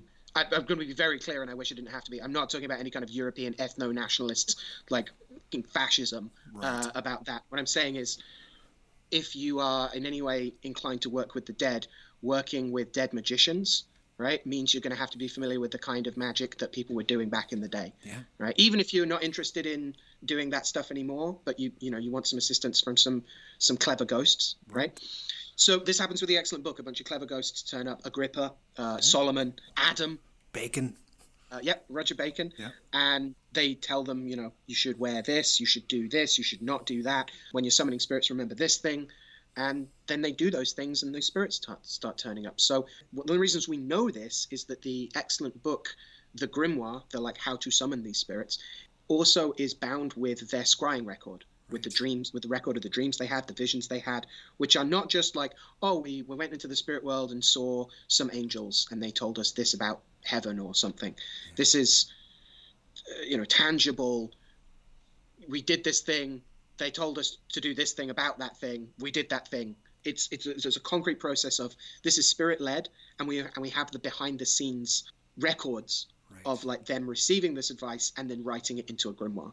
Right. Yeah. This is the instruction. We know this instruction came from the ghost of Roger Bacon, a medieval occultist and natural philosopher and a big optics guy, amongst other things. So yeah, it was important for us to put it out because we wanted to show that the scrying records aren't included often. What we have is a record of a book that someone may or may not have worked. Right. Because it's one thing to have the book and there's plausible deniability there in terms of like these weren't necessarily legal to be like, well, I was waiting for the police to turn up. I was keeping it in safekeeping so it wouldn't get into the hands of those kids, versus writing down like, so when I did this thoroughly illegal and probably diabolic thing, this is what happened, right? This is not something people leave lying around as often. So it was great to see that. And we did a bunch of essays on some of the features of it. They feature the Four Kings extensively, which we talked about. It summons the fallen angel Azazel, again from Enochic material, as the keeper of the bones of the dead, which is also a set of operations that are happening around that we find all over the 16th century as well. So this is a necromantic grimoire. It is about doing stuff so that dead magicians turn up and tell you how to do stuff better, which is a big part of my practice. It's one of the reasons I'm so interested in cunning folk, because they're also service magicians, and I'm interested in trying to use this stuff to actually help people help themselves in tangible and sustainable ways. And I wanted to talk about dead magicians. I wanted to talk about scrying. I wanted to talk about some of the demonology of it. And so Phil did the bulk of the work of transcribing it and writing some fantastic essays on the ritual prosody and poesis of the stuff, where that fits into both contemporary and modern or postmodern ideas about how magic works, in short. And we were really lucky to get to do it with Scarlet Imprint and produce these really beautiful books. Really fantastic, really proud books. Yeah. It's a wonderful book, Dr. Cummins. You and Phil should be incredibly proud of this work because, it's toothsome to say the least. And I waited 3.5, 4 years for it. So when it finally dropped, it was just like, wow. Because I knew Phil was putting up bits of it on his blog. He's too good at his job. That's Phil's problem. And then they disappeared. It's so frustrating. He kept finding new relevant and pertinent analysis. No one asked for your sage wisdom, Phil. No, we totally did. So we kept finding things to give more context. So we added in a bunch of the other Azazel workings that are present around the time and showed how they're different and the same. And Dan Harms, who did the Book of Oberon with a bunch of other folks, did an intro to it. Very, very kind of him. But he'd also just put out an article in Thanatos magazine, I want to say, on the Azazel rites as well, on the Keeper of the Dead Bones. Yeah, fantastic. Yeah. So we're a bunch of people working on it over the last couple of years, and we wanted to keep adding in material and thanking friends and colleagues for their help on it, and also just showcasing that this has more contexts than just being like a weird thing that two guys did in Devon in 1567 for a couple months. Great. No, I highly recommend the book. It's incredibly interesting for everybody. So please, excellent book on the art of magic. Grab it, read it. It's wonderful. Dr. Cummins, you have Radio Free Golgotha that you do with Jesse Hathaway Diaz. Are you somewhat active? You set up the folk necromancy Facebook group as well. Yeah, Jesse and myself and our good friend Bren Joffe do the moderating on that when we between a bunch of other things. So we've got the folk necromancy forum for folks to come and discuss practices and also kind of help us build and refine what we mean by folk necromancy as well. I'm interested in both the ritual and the like everyday ways that the living and the dead interact. And so there's a lot of stuff about ancestor veneration in there. There's a lot of stuff that's explicitly looks like social history, like uncovering, food ways and things like that of different indigenous and diasporic peoples, which has a place in, working with the dead in that way. It does. Still doing that. That's a lot of fun. We're also doing, out of both those things, out of Folk Necromancy Group and Radio Free Golgotha, we've started doing the Speakeasy of the Dead, which is a Zoom cabaret for fancy necromancers. So usually we co-host a thing that lasts for the last one was I think like 2 hours, and then we all hung out for a little bit afterwards. We get some friends in, we get 3 people in to do like 20-minute presentations on some aspect of necromancy that interests them. Often there's like a broad theme, and then we get a couple pals in to do little regular segments on it as well. So my very good friend and colleague Sasha Ravich is a very gifted astrologer and astrological magician, and she does the Dead Weather Report, which is we've been doing them every 2 months. We've done This is the third. We'll have the third one coming up on the 5th of February, I think. And so she does the forecast, the star weather, the astrology for, like, if you are thinking about working with the dead, bear in mind, Saturn is currently doing this. Right. So that's fun. We get Rebecca Boyer in to talk about plants of the dead. Cool. Incredibly gifted herbalist and witch and land steward and now tattoo artist as well. She does that. We have a kind of rotating door of a couple people that run like art galleries as well. So we do like a little 10-minute segment of everyone doing a little turn. A Zoom cabaret for fancy necromancers, and they've been really fun to do. Fantastic. It's nice to hang out with people, at least in virtual space. I love it. What's next for you, Dr. Cummins? What's next? I'm going to continue working on some more writings, which I'm going to be a little bit mysterious about. Please do. Okay, that's just because like if I talk too much about them, like all reality is virtual to the brain, and I start to lose steam to actually finish. I hear you. Finish writing them, because in my head I've already written it, and I get that sweet enjoyment of talking about this stuff and before finishing it. So I'm working on a couple of things related to cunning craft, and one of those is also some upcoming courses. The main one I'm excited about is I'm doing a foundation course on cunning craft itself. Cool. So that's like a 6-week course through Wolf and Goat on an introduction to who are these service magicians. Right. Folk magicians, white witches, etc. And then we're going to just go through the divinations that have been practiced in those traditions. So both computational ones, like, the use of astrology and like folk astrology, if you want to call it that, like simpler forms of it.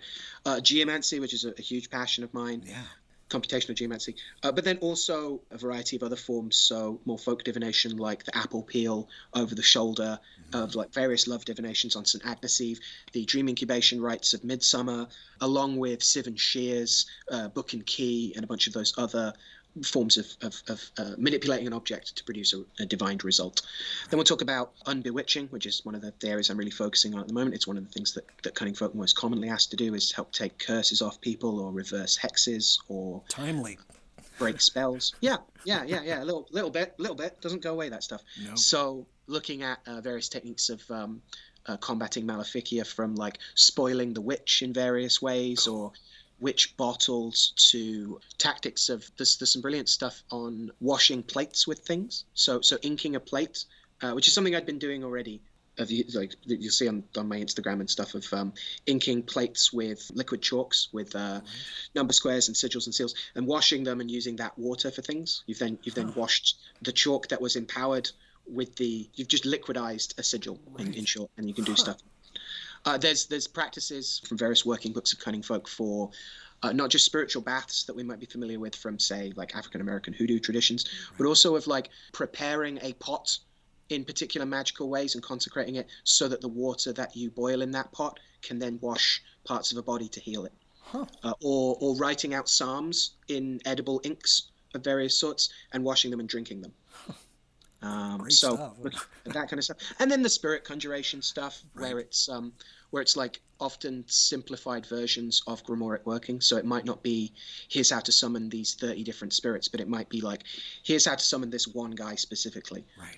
And he can do most of the things that you might need him to do. So looking at the conjuration, as well as the divination, the unbewitching, various other kinds of charming. Again, the folk talismanic charms and charm bundles and sigils and talismans, and where they fall, both in terms of like some very technical kind of stuff, but also showing the wide range and polyvalence of the tradition, that there are some incredibly simple, straightforward things. Amazing. Where can people find your work, Dr. Cummins? You can look on my website, which is imaginatively titled www.alexandercummins, all one word, .com.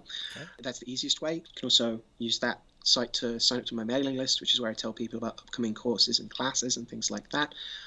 Continuing to work very closely with the Cauldron Black in Salem, Massachusetts, just run by a dear friend of mine, and doing classes there online through Wolf and Goat. Just did a class for morbid anatomy as well. So keeping in touch with that. One of the ways you can keep track of the classes and things I've got coming up is the talk section of the Radio Free Golgotha site, which is radio-free-golgotha.com, I think. Okay. There is or isn't hyphens in there. I should know that.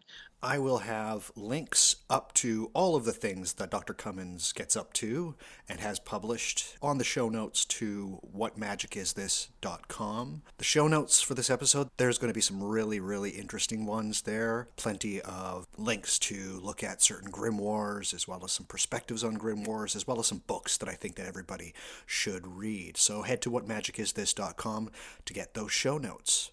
Also on whatmagicisthis.com, there's a way to subscribe to the podcast, whether on iTunes or Spotify or TuneIn or Google Podcasts. If they've got podcasts, I'm going to be listed there. Also on whatmagicisthis.com, you'll find a link to my Twitter account, my Instagram account, as well as my Facebook account.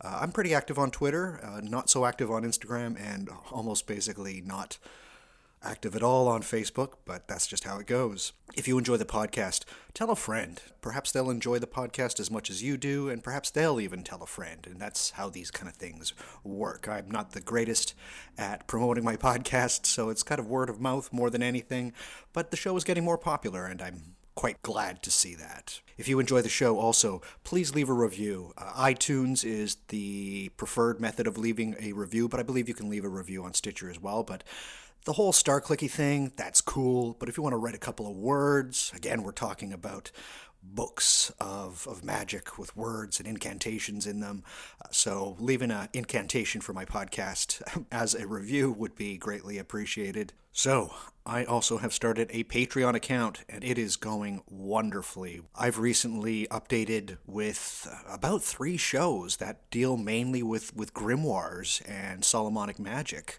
and people are just loving them. I was kind of skeptical as to how they would be received, and truthfully, people have loved them. So if you're wanting a little bit more of my perspective on grimoires or Goetia or Solomonic magic, patreon.com/whatmagicisthis is the place to get those perspectives.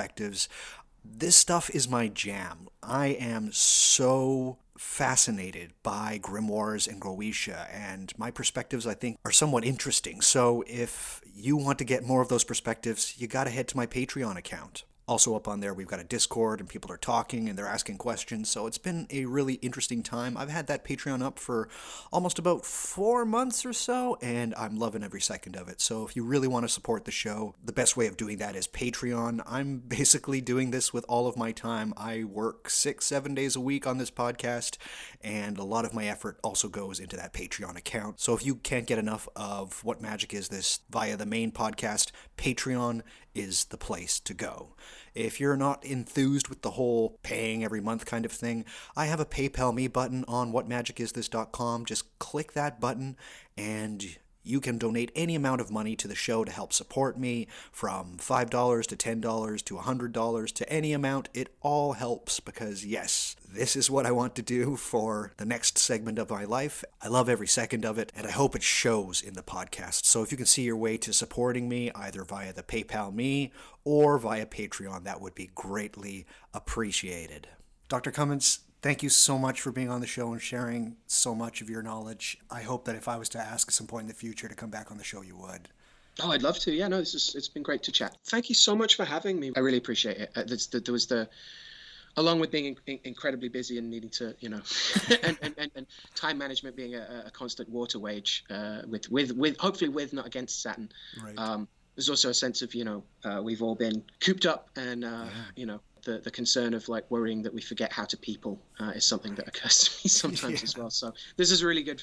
Thank you. It's nice to get to talk about this stuff with you, and I really appreciate you asking me on and the editing to make this happen. I'm aware of how much work that is, so I really appreciate that. Thank you. No, the pleasure was all mine. Thank you so much, Dr. Cummins. And that's the show, everybody. So please, come on back to What Magic Is This? We'll talk about more of this crazy conjuration and fantastically weird magical stuff that you all love and enjoy. Until then, I want you all to stay healthy, stay hopeful, and stay luminous. We'll talk at you soon. Bye-bye, everybody.